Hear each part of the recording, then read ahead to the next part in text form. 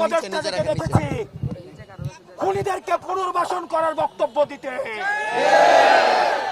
আমরা সেই সব উপদেষ্টাদেরকে মনে করিয়ে দিতে চাই, ছাত্র জনতার অভ্যুত্থানের মধ্য দিয়ে আপনি উপদেষ্টা হয়েছেন। সুতরাং যখন কোন বক্তব্য দিবেন, আপনার সামনে যেন 5ই আগস্টের গণভবনের চিত্রটা মাথায় থাকে। আপনার সামনে যেন 5ই আগস্টের পার্লামেন্টের চিত্রটা মাথায় থাকে।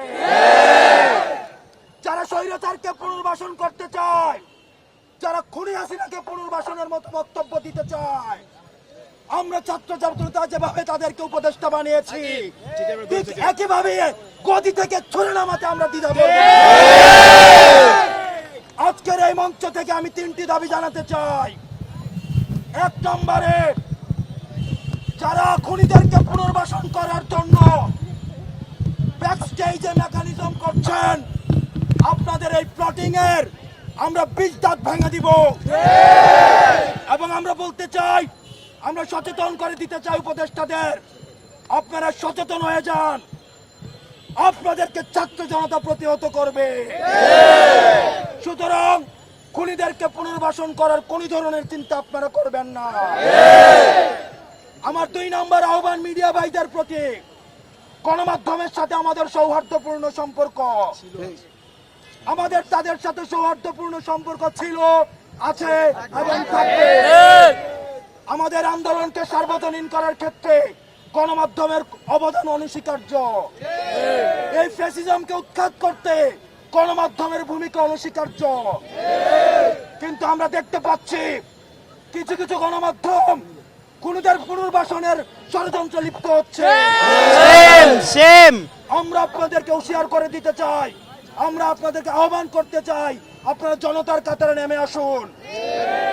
অথবা দেখা যাবে অনেক গণমাধ্যম কর্মীরা শেষ দিকে এসে তাদের বুমের মধ্যে তাদের যে মাইকটি থাকে সেখানে তারা নেম প্লেটটা লাগিয়ে জনতার কাতারে নেমে আসতে পারেনি। সুতরাং আপনাদের জন্য সেই ভবিষ্যৎ না হয়।